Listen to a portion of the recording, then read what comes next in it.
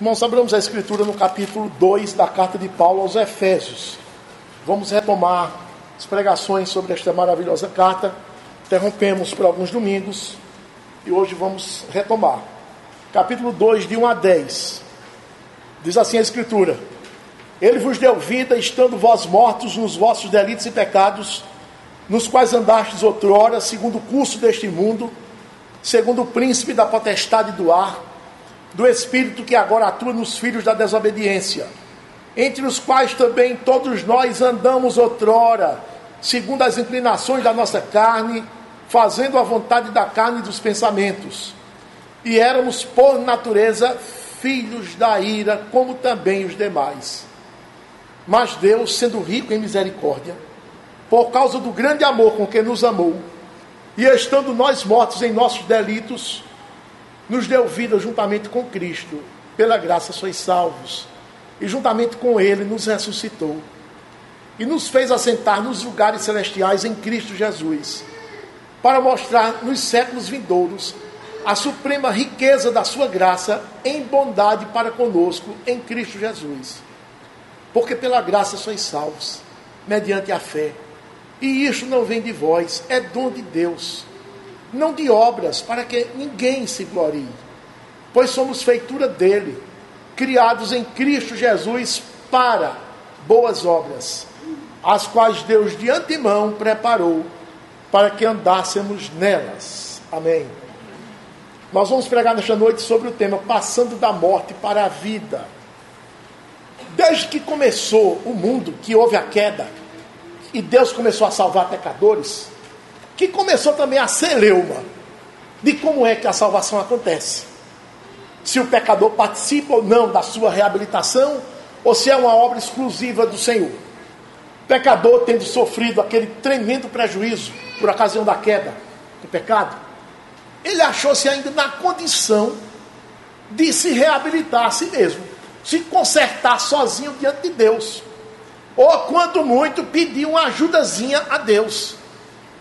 E esse achismo, ele continuou até os nossos dias, porque nunca faltou pregador que incentivasse essa mentira nos ouvidos dos pecadores, dizendo que ele participa da sua salvação, que ele pode mover o seu livre-arbítrio e escolher o Senhor, como se a queda não tivesse produzido efeito mortal nenhum no pecador, como se fosse apenas um escorregão, e depois ele mesmo se levantou, como nós às vezes caímos e nos levantamos sozinhos. Essa polêmica vazou os séculos, tem chegado aos nossos dias e com muita força, e tenho certeza, os irmãos, que vai durar até o fim dos tempos. O pecador se acha humilhado demais para ouvir que Deus é que o salva. É muita humilhação, quer dizer que eu não posso fazer nada.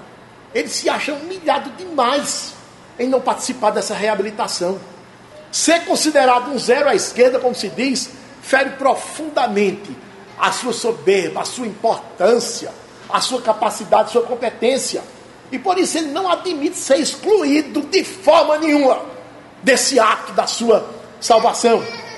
Por outro lado, irmãos, dizer que Deus salva sozinho é outro problema. Porque as pessoas sabem que muitas pessoas que morreram foram para o inferno. Morreram blasfemando de Deus. Morreram dizendo, é tão escuro, é tão escuro. E se elas estão no inferno, é concluir que Deus é um carrasco cruel que manda muita gente lá para o inferno. É um problema sério, mas não interessa o que o pecador acha. O que interessa mesmo é o que Deus afirma na sua palavra. É isso que é fonte de autoridade para nós. E Deus afirma completamente diferente daquilo que o homem acha, que o homem considera. Na verdade, Deus afirma o contrário daquilo que o pecador pensa que é. No texto aqui desta oportunidade, o apóstolo tira de uma vez por todas, de forma claríssima, qualquer dúvida quanto a esse assunto. E ele vai mostrar que Deus é o soberano da salvação. Deus exclusivamente é que traz o pecador da morte para a vida, sem a participação do pecador, sem o seu poder de escolha, sem o seu poder de opinar, de fazer opção alguma. Ele afirma aqui que a salvação é uma dádiva exclusiva de Deus, e que que pecador nenhum pode fazer absolutamente nada pela sua salvação, porque o seu estado natural é desesperadamente corrupto. É um estado desesperador de morte, onde ele não pode fazer absolutamente nada, porque ele está completamente desligado do ponto de vista espiritual. Então, com esse título, irmãos, Passando da Morte para a Vida, eu trago as duas lições que o texto claramente nos ensina. E a primeira é que o pecador é o pecador antes do novo nascimento, e a segunda, o pecador nascido de novo. Então, em primeiro lugar, como é o pecador antes do novo nascimento? Paulo aqui alista 3 aspectos. Sabe, o primeiro aspecto, ele mostra a sua condição é de morte espiritual. Versículo 1 está escrito assim: Ele vos deu vida, estando vós mortos nos vossos delitos e pecados. Ele está falando aqui da morte espiritual. Não está falando da morte física, está falando da morte espiritual. Você ganha vida quando você está morto nos seus delitos e pecados. Delito, sabe o que significa? É um afastamento da vereda. Por exemplo, o trem vai no trilho. Aí de repente ele sai do trilho. É o delito. E os prejuízos, morreu, quebrou, matou, acidentou, são os pecados. Então, delito é um afastamento da vereda. E pecado é aquela produção nefasta do coração do pecador, nas suas palavras, nos seus atos e nos seus pensamentos. Tudo contrário à lei de Deus. Mas, irmãos, o pecador passa da morte para a vida instantaneamente, num ato de Deus. É Deus quem dá vida ao pecador. Existe frase mais clara do que essa: Ele vos deu vida estando vós mortos. Se imaginarmos um defunto sendo velado, e alguém se achegar a ele e fizer alguma pergunta a ele, ou será que vai esperar que ele faça alguma coisa, que ele tenha alguma reação, esse defunto que está ali sendo velado? Será que pode esperar que o defunto responda a pergunta que ele fez? É certo que não, irmãos. O defunto não vai responder nada. Quando termina o cerimonial, o que acontece? 4 homens robustos pegam cada um na alça do ataúde e o defunto calado. E esses homens conduzem aquele ataúde até o lugar da sepultura, o defunto calado. Estão me levando para me enterrar, que terrível, socorro, alguém me ajude. O defunto não vai dizer isso. Quando chega lá no lugar da sepultura, os coveiros já estão lá, o buraco está aberto, 7 palmos, 1,5 metro. Os coveiros passam as cordas por debaixo do caixão, aquele corpo vai ser sepultado. Os coveiros começam a baixar aquele caixão, os parentes chorando, os amigos entristecidos, e o defunto calado, não diz nada, está sendo sepultado, está sendo colocado num buraco de terra abaixo, e ele calado. Chegou no fundo da cavidade, os coveiros puxam as cordas, se municiam das pás e começam a jogar terra em cima daquele caixão, e o defunto calado. Finalmente chegou em cima, o caixão está todo coberto e o defunto calado. Por que ele está calado? Porque ele está morto. Ele está morto, ele não percebe nada daquilo. Assim também do ponto de vista espiritual, o pecador está morto espiritualmente.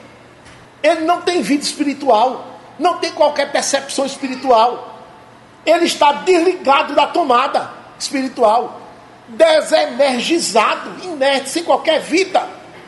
Ele não percebe Deus, ele não percebe que é pecador, não percebe que tem um juízo, não sabe o que é morte eterna, para a qual ele vai. Ele não sabe nada disso. Pergunto, como é que pode alguém nessa situação querer, decidir, opinar sobre o seu novo nascimento? Não pode, irmãos. Essa é a condição do homem, é de morte espiritual. E por estar morto espiritualmente, em delitos e pecados, ele não tem qualquer relação com Deus, porque Deus é perfeitamente santo e ele é um pecador. Ele é um pecador não lavado, é imundo. Por isso que a condição do pecador diante de Deus, de um Deus santo, segundo aspecto, é estar sob a ira de Deus. Ele está debaixo da ira de Deus. Porque imagine que Deus é absolutamente santo.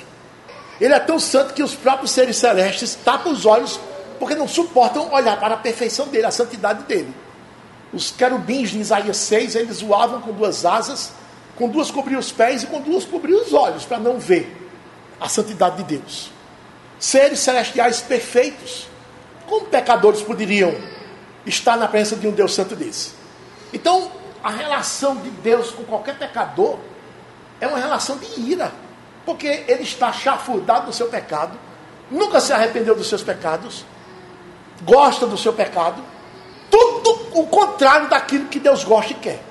Por isso que a relação do pecador diante de Deus é de ira. Deus está com a sua ira sobre o pecador. E é isso que Paulo diz aqui no versículo 3, na segunda parte, os irmãos acompanham. E éramos por natureza filhos da ira, como também os demais. E éramos, terminando o versículo 3, e éramos por natureza filhos da ira, como também os demais. Quer dizer, não somente mortos espirituais éramos, mas também filhos da ira. Essa expressão, irmãos, e éramos por natureza, significa naturalmente, do jeito que nascemos, do jeito que fomos gerados. A ira de Deus permanece sobre o pecador. E a última frase, como os demais, filhos da ira, como os demais, está colocada aqui de propósito, para nos deixar convictos de que nenhum pecador regenerado está fora dessa situação. Está isento de estar debaixo da ira de Deus. Está a escape de estar sob a ira de Deus. Nenhum pecador não regenerado. Por isso que não há pecadores naturais, bondosos, gente fina, que de tão bons que são, não estejam debaixo da ira de Deus. E eu sempre gosto de dizer, vozinho, vozinha, que são aquelas pessoas dóceis, arqueadas pelo peso dos anos, tão simpáticas, tão carentes. A gente afaga o cabelo e trata com todo carinho, vozinho, vozinha. Nunca creu em Jesus? Está debaixo da ira de Deus. Debaixo da ira de Deus. Mamãe, papai, maninho, maninha, que eu tanto amo, não creem, estão debaixo da ira de Deus. Não há pecador que escape. Ninguém escapa. A sua condição é terrível. Você também estava sob a ira de Deus. Então, nada de amor, porque amor e ira não podem coexistir sobre a mesma pessoa. Ou um ou outro, ou amor ou ira. Você um dia esteve nessa situação. Paulo diz, estávamos nessa situação como os demais que estão agora. Debaixo da ira de Deus. Está escrito, viu, irmãos? Está escrito aqui. O pregador está falando que está escrito. Esse, portanto, era o seu status antes de você crer. E é o status atual de todo pecador não regenerado. No seu estado in natura, natural, da forma como veio ao mundo. Morto nos seus delitos e pecados. Debaixo da ira de Deus permanentemente. Faça uma aplicação. Seja sábio, porque você convive com esse povo. Dentro de casa, muitas vezes na sua própria cama, no trabalho, na reunião da parentela. Você convive com esse povo. Seja sábio. Peça sabedoria a Deus, como vimos nesta manhã aqui. Alguém pedindo sabedoria a Deus. Não é fácil a tarefa de tratar com essas pessoas que estão sob a ira de Deus. E o terceiro aspecto que Paulo fala é que o pecador é dirigido por forças do mal.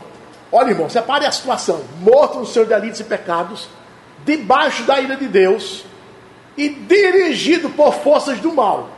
Dirigido por forças do mal. E Paulo cita as três forças do mal que regula, que comanda a vida de um pecador não regenerado. A primeira força do mal está aqui no versículo 2, na primeira parte. Versículo 1, ele vos deu vida, estando vós mortos nos vossos delitos e pecados, nos quais andastes outrora, segundo o curso deste mundo. A primeira força do mal que comandava você antes, outrora, e que comanda todos os não regenerados é o mundo. O mundo.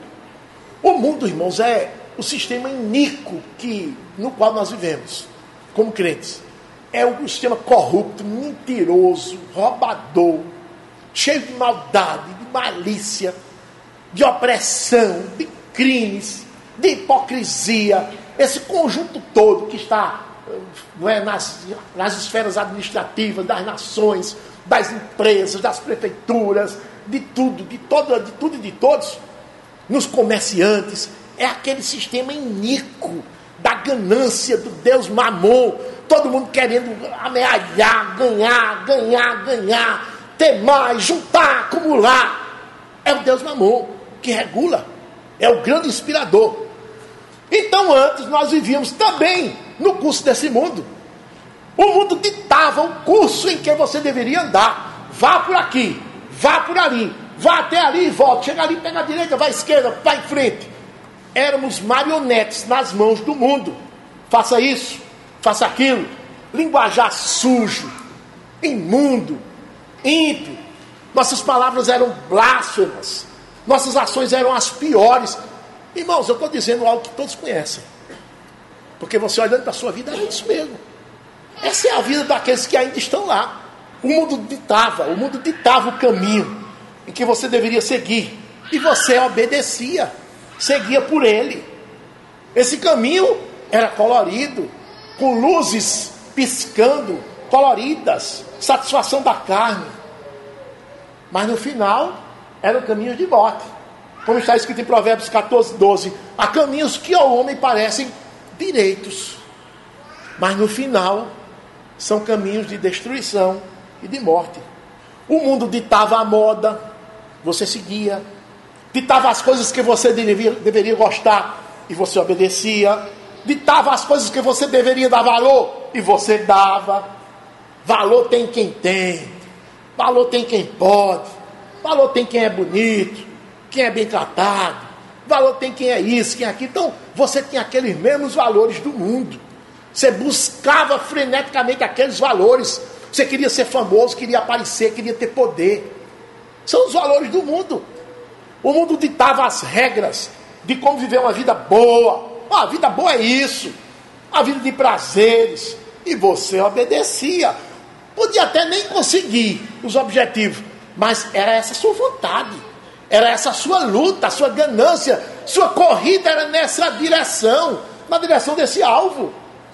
Você era guiado pelo mundo, sim. Essa é a primeira força do mal, o mundo. Você era guiado pelo mundo. Mas também tinha outra força conjugada. A segunda força do mal que ele guiava era Satanás. Está escrito, versículo 2.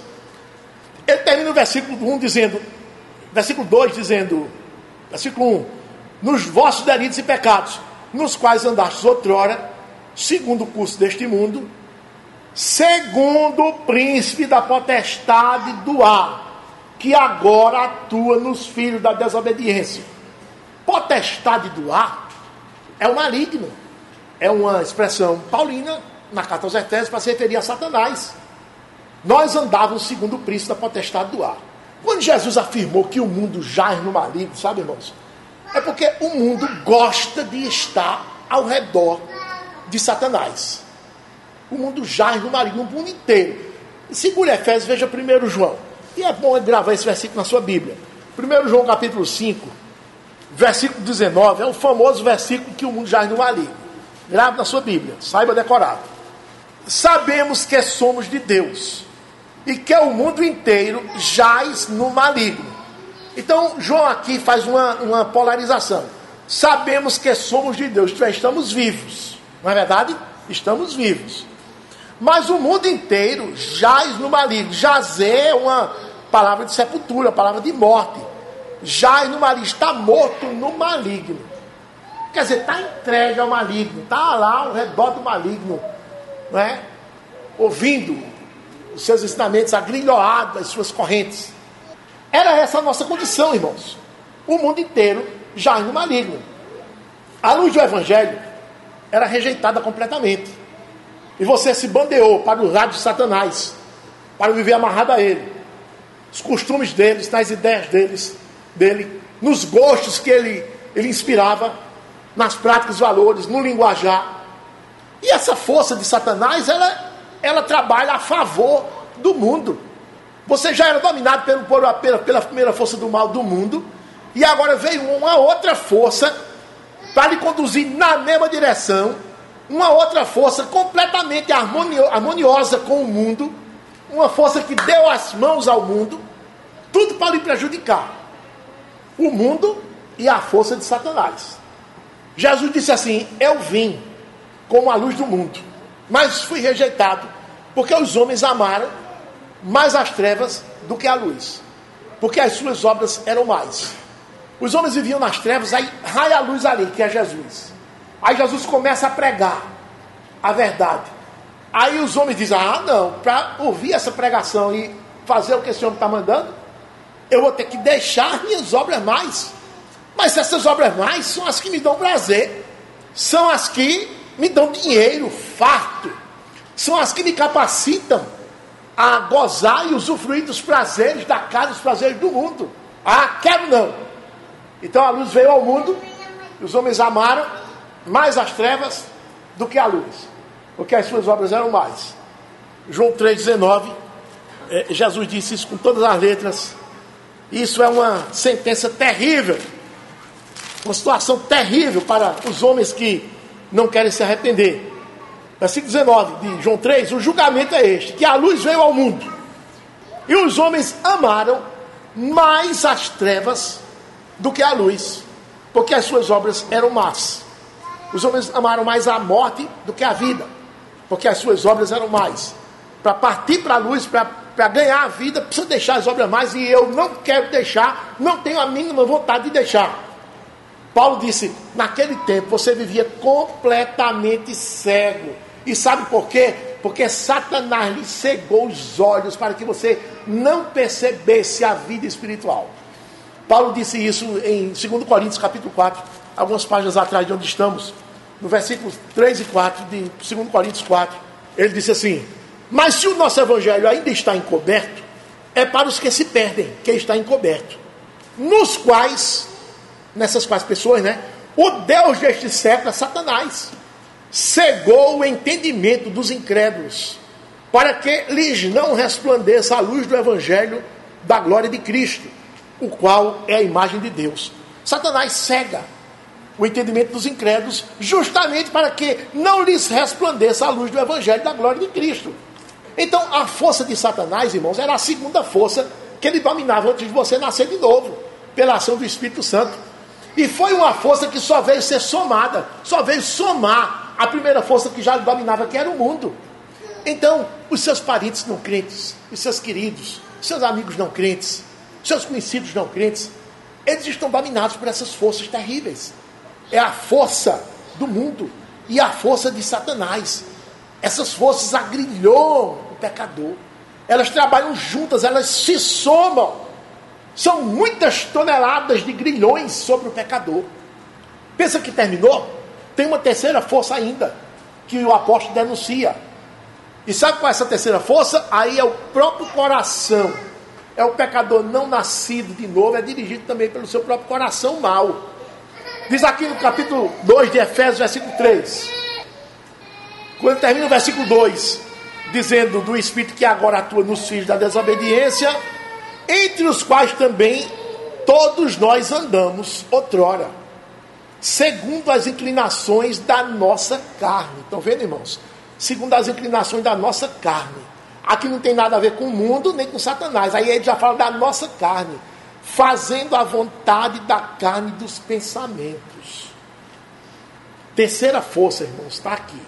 Observe que aqui o apóstolo diz duas coisas. A primeira é que nós andávamos na mesma condição dos perdidos, entre os quais andamos outrora.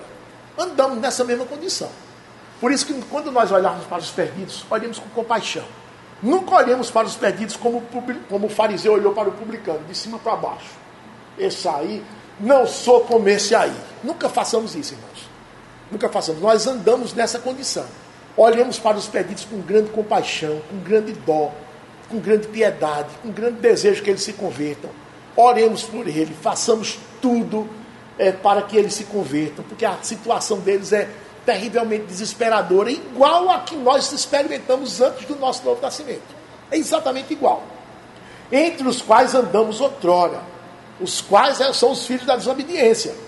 Mas o apóstolo aqui, ele afirma que o nosso coração também comandava as nossas ações. E se o nosso coração é mau e corrupto, também as nossas ações eram más e corruptas.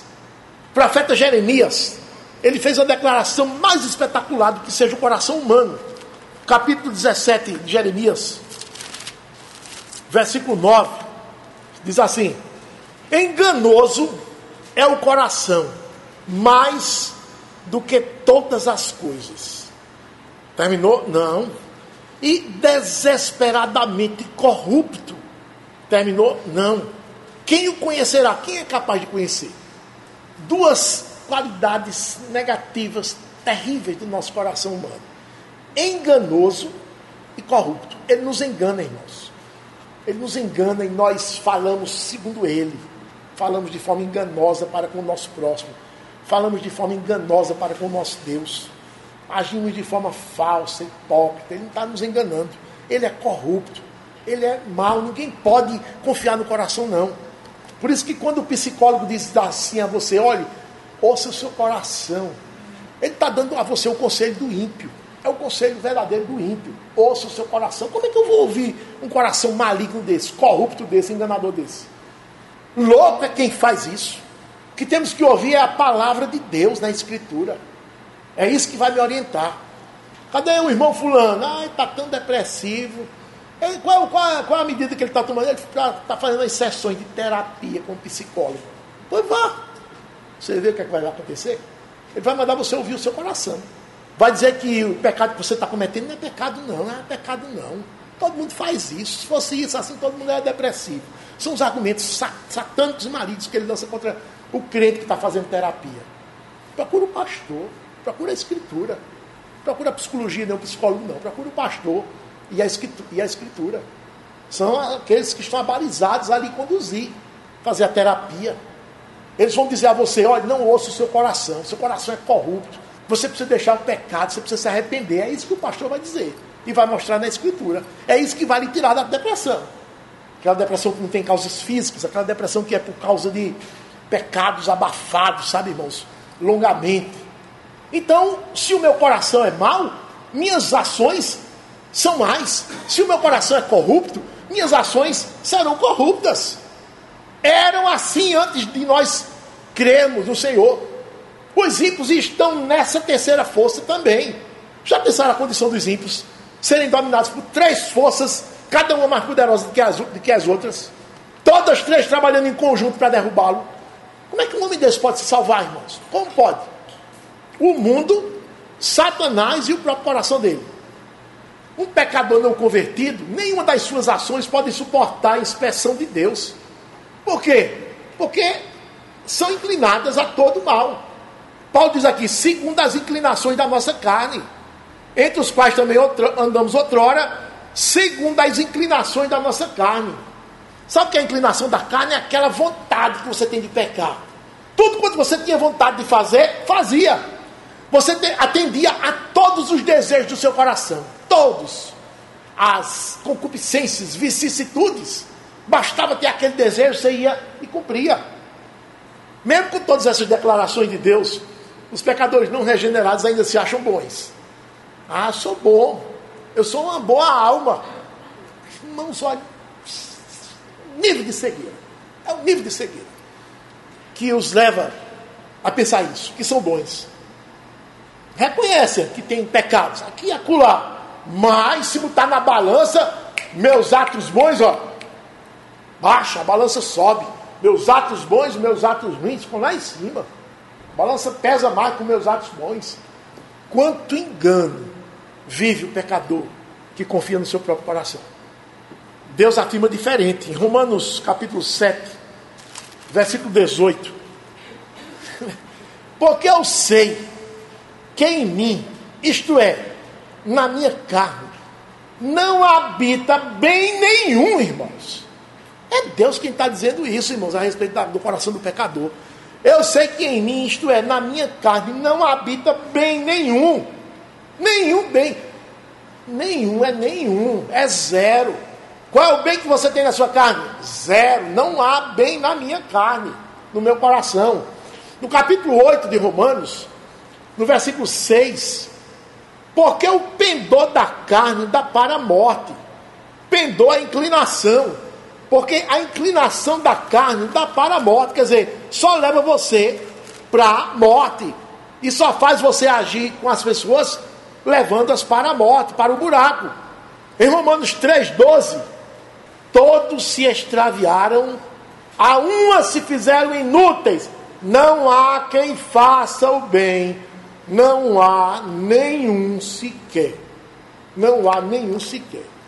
A suma disso tudo é que nós vivíamos no estado de morte, vivíamos debaixo da ira de Deus, e vivíamos debaixo de três forças, conduzidos por três forças terríveis: o mundo, Satanás e o nosso coração mau. Essa era a nossa condição antes de nascermos de novo, antes da regeneração. Por isso que eu pergunto a você, nessa época você pecava forçado ou de boa vontade? Você vai responder, pecava de boa vontade. Eu não pecava forçado, não. Pecado era espontâneo. Claro, o pecado é a prática do pecador. Você odiava o seu pecado ou você gostava dele? Sua resposta vai dizer, ou como eu gostava do meu pecado. Mas era bom demais. Essa é a sua resposta, tenho certeza. Ou pode ser outra. E a resposta é que as pessoas do mundo vão dar. Elas não acham ruim o pecado, não. Elas acham bom, muito bom. Pergunto a você, você queria sair daquela situação? Você vai responder, de jeito nenhum. De jeito maneira. Como é que eu vou querer deixar uma coisa que eu gostava, que me satisfazia, que me completava? Não queria deixar nunca. Pergunto, quem mandava em você? Era você ou os seus desejos? Você vai responder, eram os meus desejos. Eram eles que comandavam a minha vida. Era essa situação do homem, pecador antes do novo nascimento. Nós éramos assim. E ainda são assim todos os que não passaram pelo novo nascimento. Essa é a condição deles. Como é que você pode dizer a respeito deles? Condição desesperadora. Condição de morte espiritual. Condição terrível, terrível, terrível. Se eles morrerem nessa situação, eles vão estarem perdidos eternamente. Mas aí vem a segunda lição, passando da morte para a vida. A segunda lição é o pecador nascido de novo. Aí de repente, sabe, irmãos, o outrora pecador, que era dominado pelo mundo, pela carne, por Satanás, o outrora pecador que estava morto nos delitos e pecados, o outrora pecador que vivia debaixo da ira de Deus, de repente ele nasce de novo, recebe uma nova vontade aqui dentro do seu coração. Então a pergunta é, como se deu o novo nascimento? Como se dá o novo nascimento? Nesse ponto eu queria chamar a atenção dos irmãos para uma questão. Aí fora se diz assim, o novo nascimento, o homem é o homem que procura. Outros dizem assim, o homem ouvindo a palavra de Deus, se ele quiser aceitar Jesus, ele aceita. Se ele não quiser, ele não aceita, movendo sua vontade. Mas aqui dentro a gente diz, o novo nascimento se dá pela vontade exclusiva de Deus. Ele salva quem ele quer. Não depende das obras, não depende do querer do homem. Ele salva quem ele quer. Bem sei que tudo podes, nenhum dos teus planos pode ser frustrado, disse Jó, no capítulo 42, versículo 2. Então, se Deus quer salvar um pecador, ele vai e salva mesmo. Então, existem muitas opiniões. Uns acham que é assim, outros acham que é assado, mas só que tem um detalhe. Essas opiniões não se juntam, não. Essas opiniões, na verdade, são inversas. Ou é de um jeito, ou é de outro jeito. Não pode ser mais ou menos na mesma direção. Todas apontam para a salvação. De jeito nenhum. Ou é de um jeito, ou é de outro. Com relação à salvação. O que é que o apóstolo Paulo vai dizer? O que é que a Escritura diz? Será que o pecador participa? Ou é ação exclusiva de Deus? A gente já viu a situação desesperadora do pecador. Mas será que numa situação desesperadora dessa, de morte espiritual, debaixo da ira de Deus, dominado por três forças terríveis de maliciosas, o mundo, Satanás e o seu próprio coração, será que ele ainda conserva o poder de escolher, poder de aceitar Jesus, poder de dizer, eu quero Jesus? Será que ele tem esse poder ainda? Como é que se dá o novo nascimento? O apóstolo, então, vai afirmar algumas coisas aqui. A primeira coisa é que o autor do novo nascimento é Deus. Ele diz aqui no versículo 4, mas Deus, sendo rico em misericórdia, por causa do grande amor com que nos amou. No versículo 6, na primeira frase, ele diz: e juntamente com ele nos ressuscitou. Pronto. Deus, rico em misericórdia, versículo 4, nos ressuscitou, juntamente com Cristo, versículo 6. Essa ressurreição referida aqui, não é a ressurreição do último dia, é a ressurreição espiritual. Você estava morto no seu espírito, e agora você ressurgiu espiritualmente. É o chamado novo nascimento.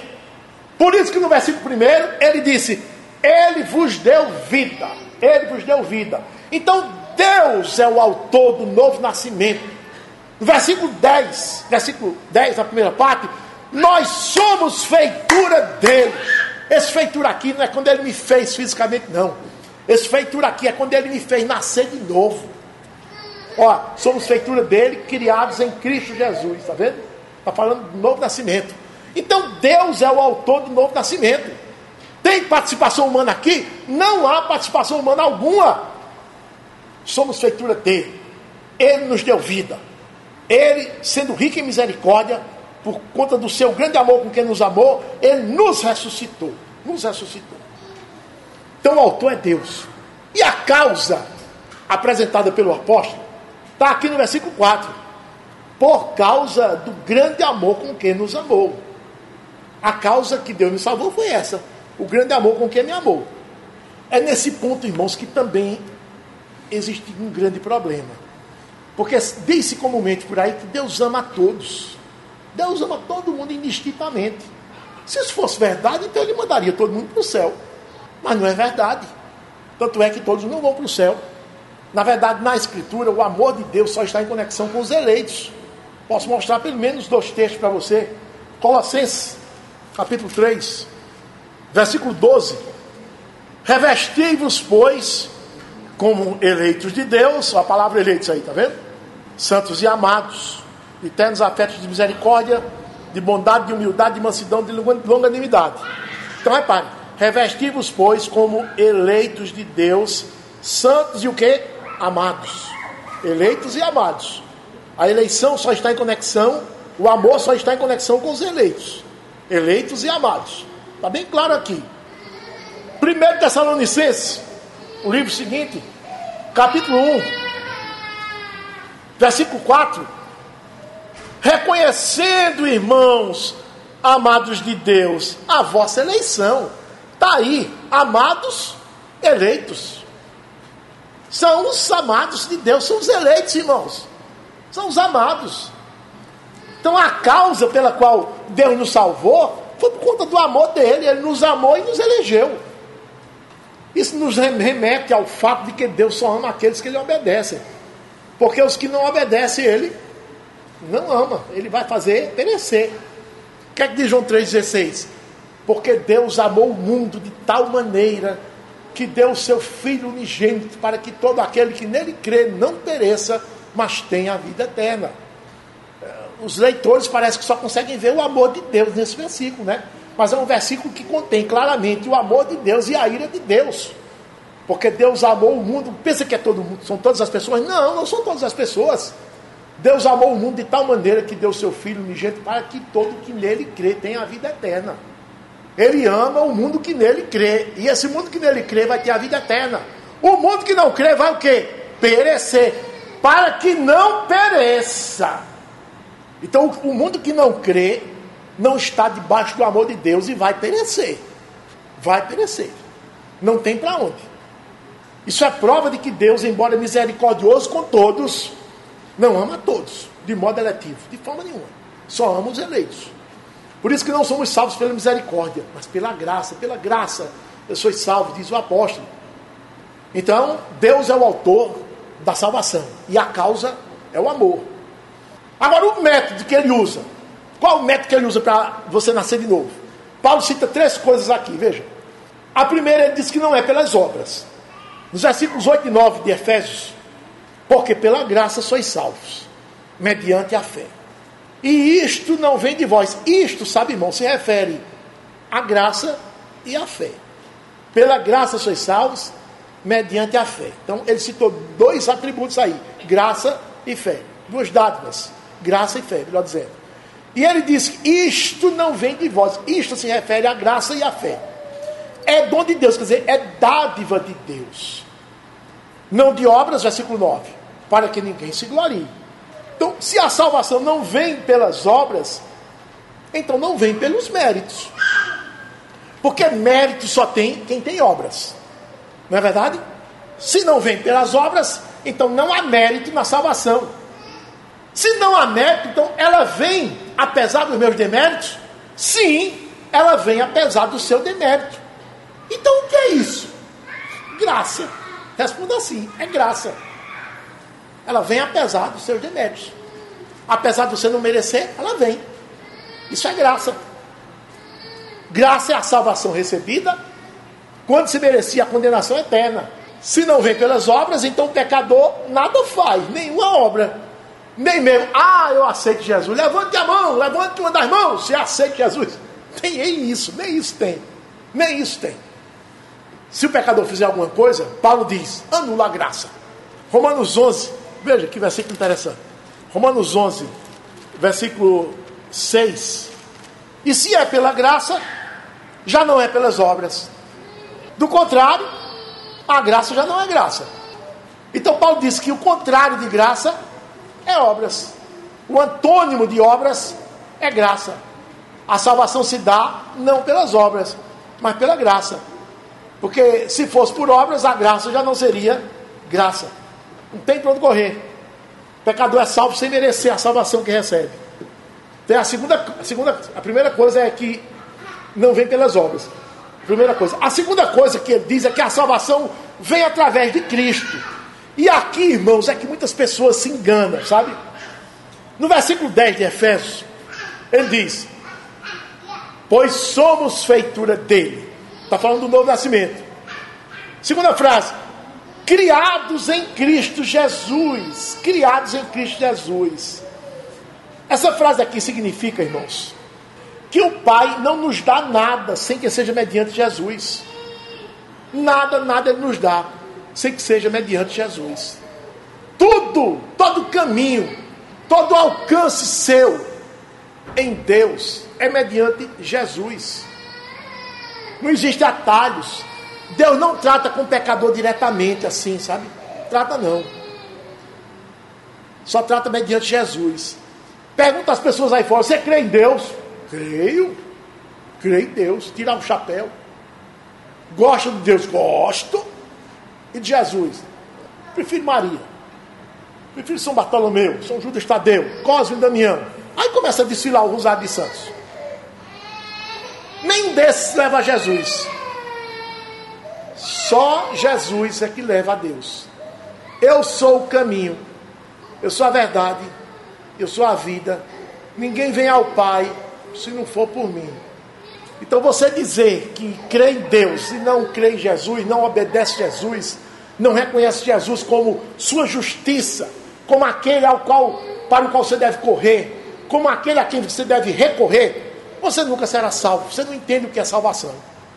A salvação só pode acontecer em Cristo Jesus. Deus só faz as coisas através de Cristo Jesus. Efésios capítulo 1, versículo 4. Assim como nos escolheu nele. Quem é esse nele? Versículo 3. Bendito Deus e Pai de nosso Senhor Jesus Cristo. Esse nele é o Senhor Jesus Cristo. Nós somos escolhidos em Cristo. Versículo 9. Desvendando-nos o mistério da sua vontade, segundo o seu beneplácito que propusera em Cristo. Versículo 11. Nele, digo, no qual fomos também feitos herança. Nele quem? Em Cristo. É em Cristo que ele está falando. Então não há acesso a Deus sem ser via Cristo. Maria não lhe leva a Deus, nenhum dos santos lhe leva a Deus, suas obras não lhe levarão a Deus. Só Cristo é que lhe leva a Deus. Sem Cristo você está perdido, meu irmão, meu amigo, né? Está perdido. Crer em Cristo é conhecer a Escritura, ter nascido de novo, reconhecer a justiça dele, a perfeição das obras dele, reconhecer a inutilidade das suas obras, reconhecer que você não tem justiça e depende da justiça de outra pessoa, que é a justiça de Cristo, que com ela sim você chega na frente de Deus e ele olha para você e diz: você é perfeito, você está aqui comigo, nada me deve. É uma uma justiça emprestada. Não é minha, mas é aceita, é a única aceita. É a justiça de Cristo. Então a segunda coisa que ele disse é que não vem, que aqui é mediante Cristo. Primeira, não vem pelas obras. Segunda, é mediante Cristo. E a terceira, é para as boas obras. Veja na segunda frase, metade do versículo 10. Pois somos feitura dele, criados em Cristo Jesus, para boas obras. Para boas obras. Então não é por causa das minhas boas obras, mas é para as boas obras que eu sou salvo. E aqui ele derruba todas as religiões do mundo, porque todas as religiões do mundo exigem que o fiel faça alguma coisa para merecer o favor da divindade. Tem que fazer alguma coisa, senão você não vai merecer, porque o mundo só entende salvação na base de méritos, e não é na base de méritos, na base da graça. E Paulo diz, você é salvo para as boas obras, não é por causa das boas obras, mas é para as boas obras. É dessa forma que você é salvo. Foi assim que se deu o novo nascimento. Foi dessa forma que Deus lhe salvou. Sem ser pelas suas obras, mediante Cristo, para as boas obras. Pergunto a você, você viu aqui alguma coisa que mostrasse a participação do pecador na sua salvação? Vi não, pastor. Eu vi o contrário. Eu vi que o pecador não entra com nada. Deus só o salva se quiser. Não foi a obra do pecador, mas foi a obra exclusiva de Deus que salvou o pecador. A obra exclusiva de Deus. Foi obra 100% de Deus. Esse é o primeiro aspecto dessa segunda lição. Agora tem um segundo aspecto que Paulo fala. Então, depois de salvo, quais são os privilégios que o pecador redimido ganha? Aí ele vai falar agora de privilégios inauditos que o pecador ganha. Deus toma o pecador, faz dele um novo homem. Por isso, nessa nova condição que ele se encontra, e é o caso dos salvos, daqueles que estão na igreja, ele é objeto de privilégios indizíveis. E Paulo cita 3 aqui, nesse texto. Veja os seus 3 privilégios que estão aqui, citados só nesse texto. Primeiro, você foi ressuscitado com Cristo. Versículo 6, primeira parte. E juntamente com ele nos ressuscitou. Sabe o que é juntamente com ele? Juntamente com Cristo. Observe, meu irmão. Jesus disse assim: se você quer me seguir, tome a sua cruz e me siga. Então, se você quis seguir a Jesus, é porque o Espírito de Deus lhe deu um novo nascimento. Aí você pegou o seu madeiro e colocou nas costas. E saiu seguindo Jesus. Jesus à frente com a cruz dele e você atrás com a sua. E Jesus foi para a cruz. E ele morreu. E você também foi para a cruz e morreu. Morreu para este mundo. Quando você foi batizado, o seu batismo teve 2 atos. A imersão. Você foi submerso nas águas. Você morreu para este mundo. Do mesmo jeito que Cristo morreu na cruz, você morreu para esse mundo. Para Satanás, para o seu coração, morreu para ele. Terceiro dia, Cristo ressuscitou. E o pastor aqui lhe tirou das águas. O ministro lhe ergueu das águas. Lhe emergiu das águas. Você foi ressuscitado com Cristo naquele simbolismo. Para viver em novidade de vida. O jeito que Cristo saiu do túmulo com um corpo ressurreto, glorificado, com o qual ele está no céu até hoje, você saiu das águas para viver em novidade de vida. Por isso que o batismo praticado por nós, por imersão, é um batismo de forte significação e forte identificação com a morte e com a ressurreição de Cristo. Então Paulo diz aqui, no versículo 6, e juntamente com ele nos ressuscitou. Então você saiu do túmulo com Jesus ao terceiro dia, tipificado na sua imersão das águas batismais. Você sai das águas para viver uma vida nova. Se alguém está em Cristo, é nova criatura. Irmãos, que privilégio é esse? Paulo está dizendo nessas 2 palavras que fomos ressuscitados com Cristo.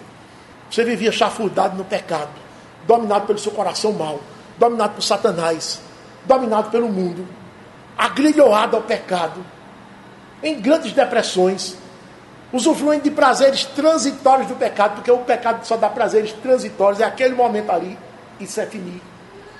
Depois vinha a depressão, e você entrava no álcool, na droga, aliviava.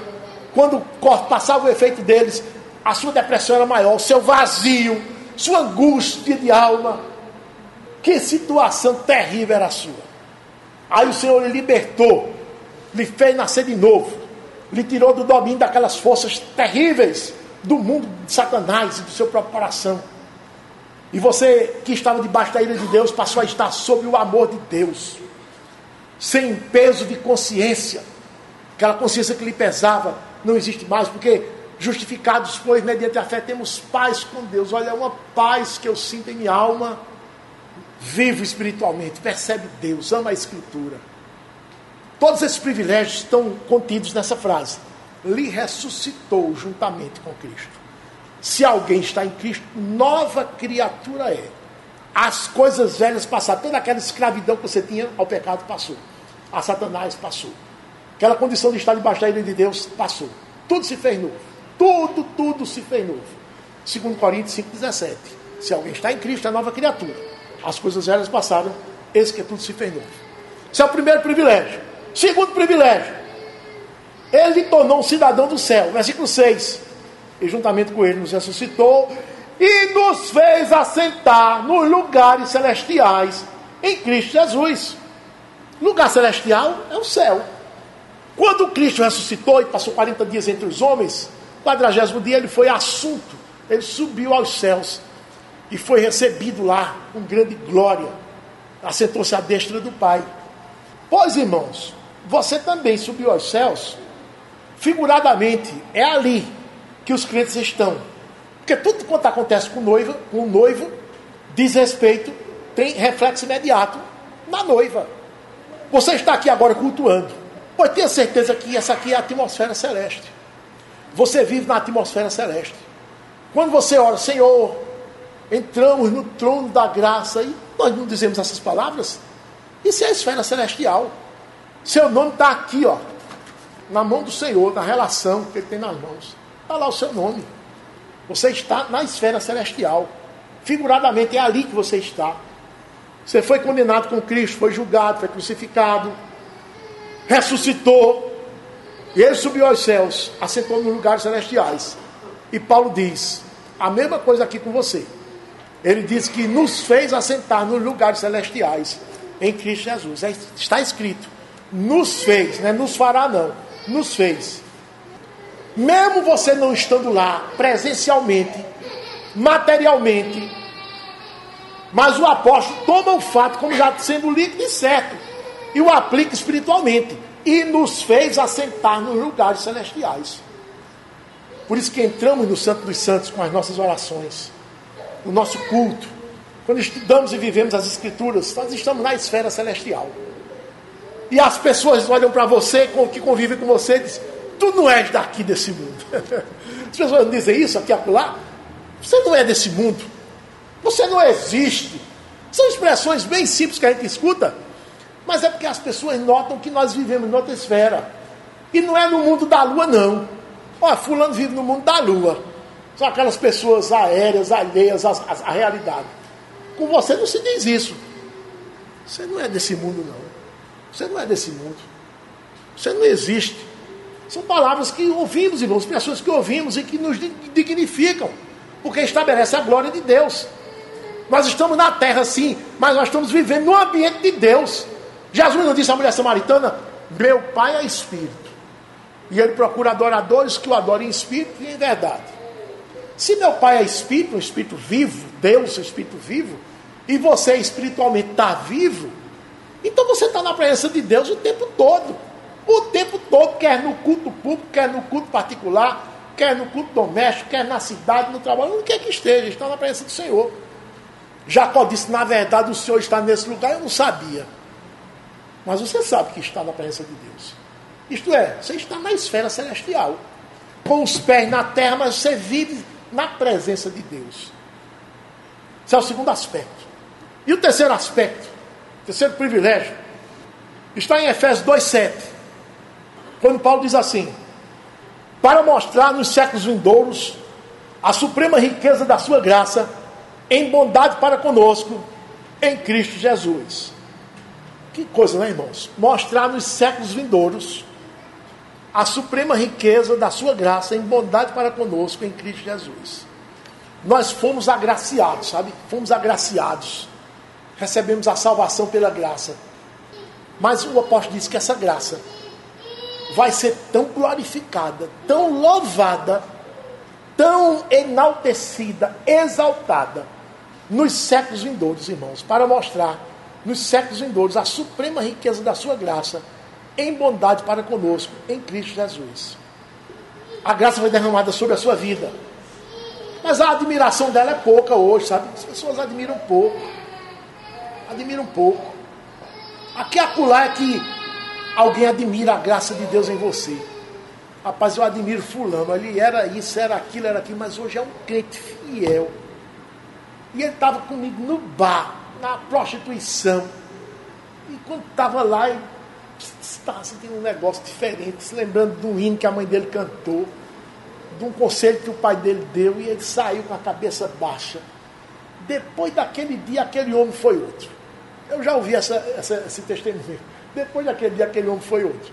Sujeito em pleno exercício de pecado grosso, lembrou-se lá de um hino que a mãe cantou e de um conselho que o pai dele tinha dado.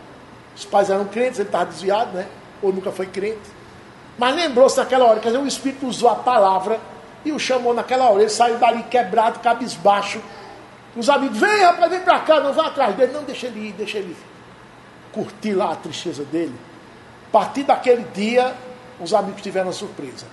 Aquele rapaz se tornou uma nova criatura. Quer dizer, admiraram a graça. O que foi que houve? Ele não fez nada. Admiraram, foi a graça de Deus. Quer dizer que a graça é isso. Ela vem sobre pecadores. Então, as pessoas admiram, mas a admiração é pouca, sabe, irmão, da graça. Mas Paulo diz aqui que vai chegar o dia em que a graça será louvada ao extremo, enaltecida, exaltada por todos os homens, com grande admiração, com grande surpresa. Os homens saberão finalmente o que foi que a graça fez com pecadores desgraçados e corrompidos.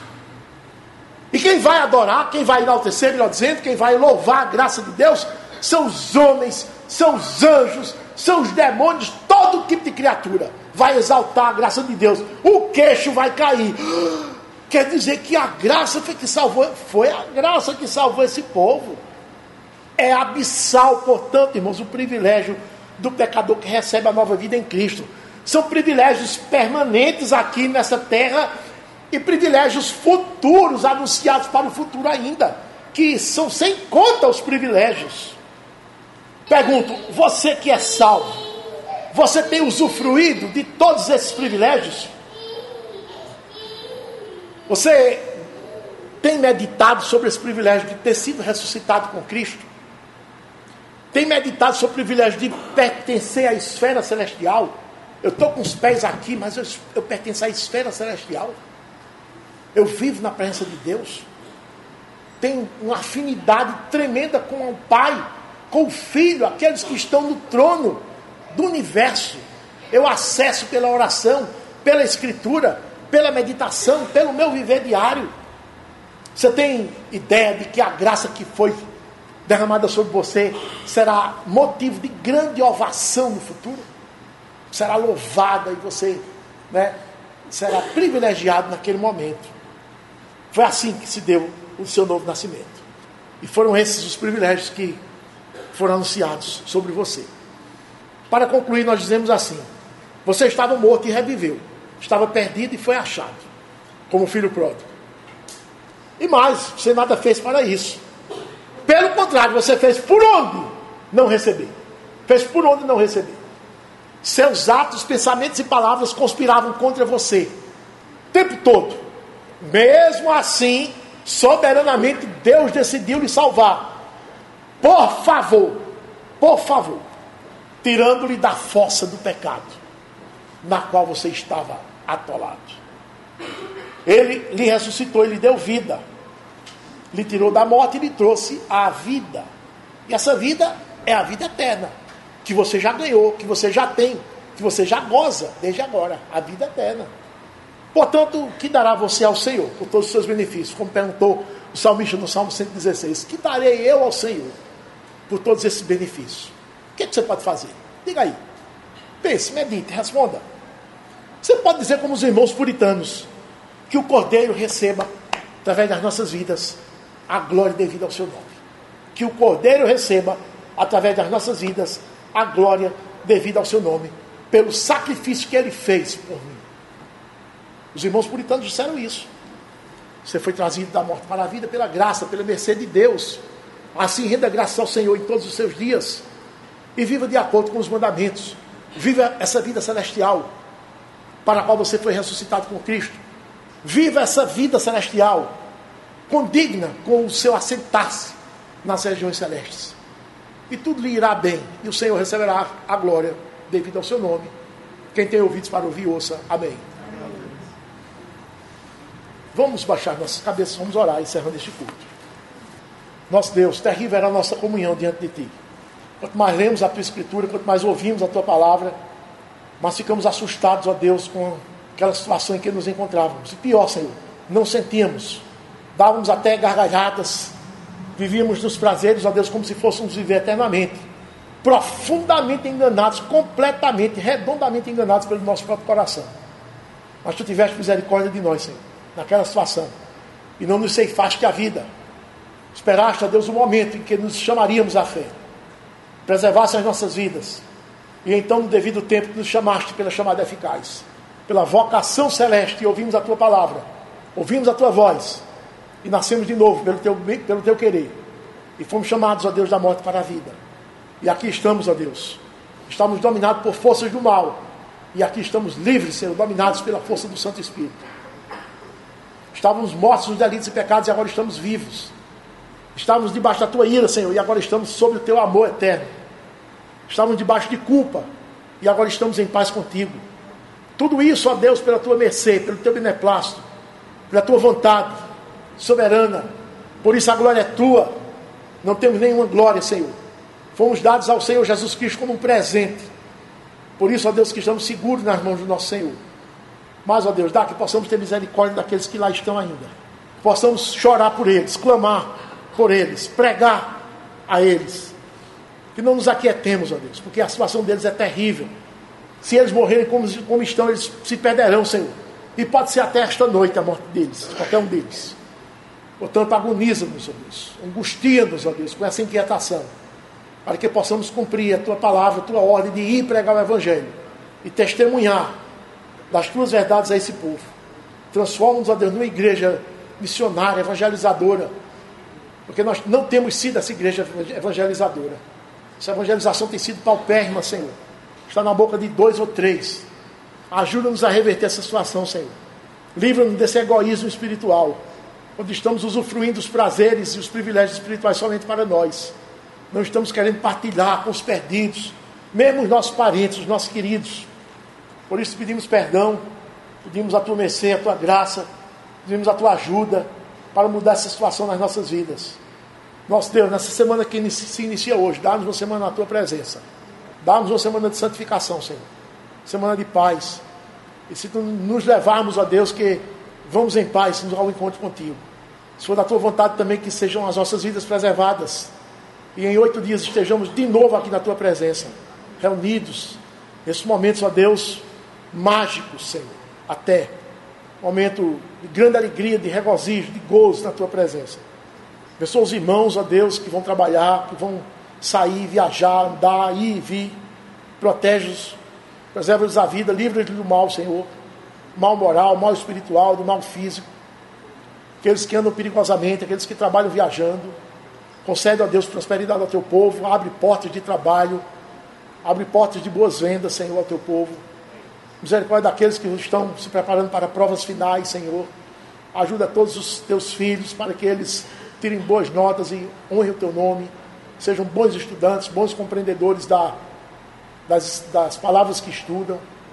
Protege as crianças, Senhor. Abençoa a reunião dos núcleos no meio da semana. Tem misericórdia dos irmãos que estão em disciplina. Daqueles que não puderam vir ao culto neste dia, por algum impedimento. Abençoa os enfermos. Tem misericórdia das crianças, dando-lhes um novo nascimento, Senhor. Nós oramos agradecidos em nome de Jesus. Amém.